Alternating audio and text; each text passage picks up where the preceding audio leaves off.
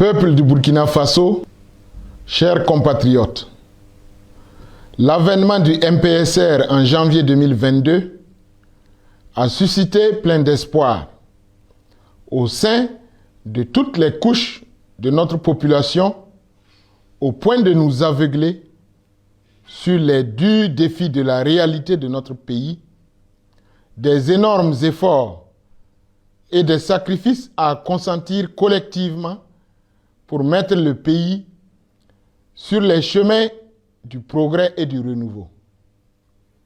Après 8 mois de bataille sur les sentiers de la sauvegarde du territoire, de la refondation, les événements dramatiques de Gaskindé du 26 septembre 2022 ont servi de ferment à renforcer les incompréhensions, les tensions, les critiques au sein des populations, mais aussi au sein des forces, au lieu d'être un moment de deuil, d'introspection, d'autocritique, de diagnostic véritable de l'amère réalité de la lutte contre l'insécurité.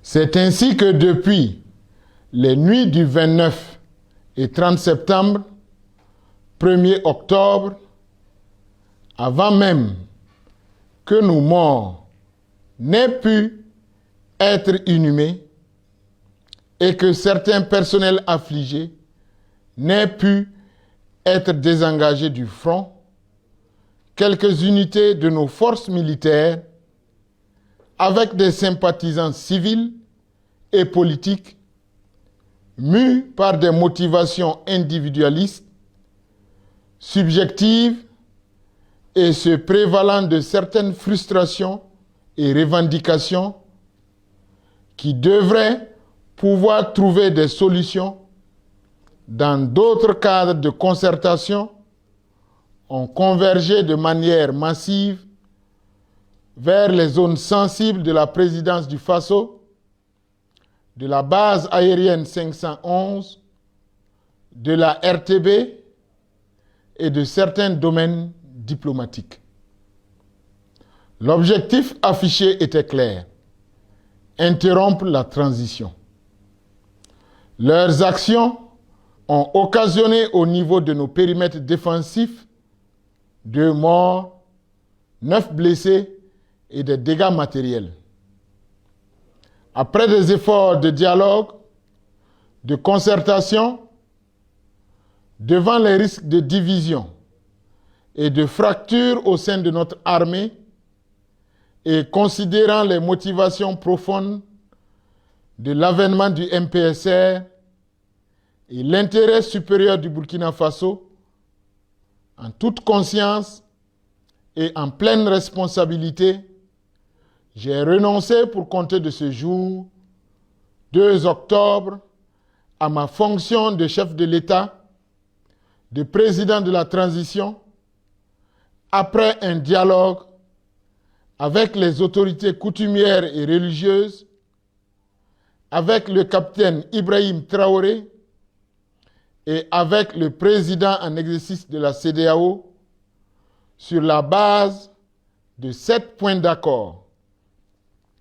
Premier point, que les nouvelles autorités poursuivent les activités opérationnelles sur le terrain.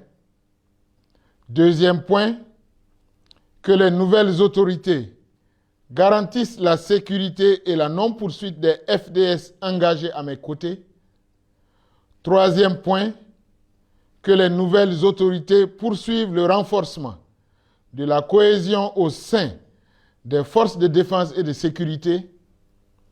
Quatrième point, que les nouvelles autorités poursuivent le chantier de la réconciliation nationale. Cinquième point, que les nouvelles autorités respectent les engagements pris avec la CEDEAO. Sixième point, que les nouvelles autorités poursuivent les réformes de l'État.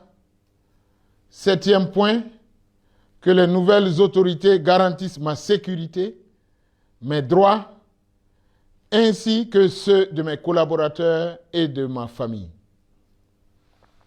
Mes chers compatriotes, à l'endroit des nouvelles autorités du Faso, je leur formule mes vœux de succès. Je les invite à travailler, surtout à unir plutôt qu'à disperser. Je les invite à rester patriotes et intègres. Je les invite à porter haut les valeurs du MPSR et à porter leurs responsabilités comme un sacerdoce.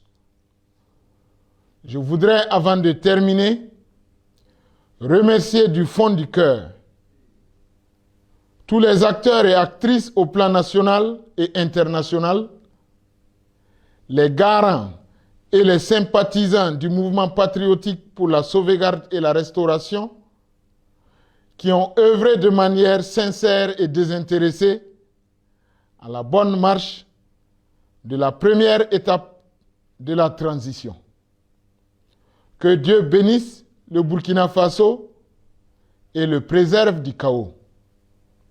Pour la patrie, nous vaincrons.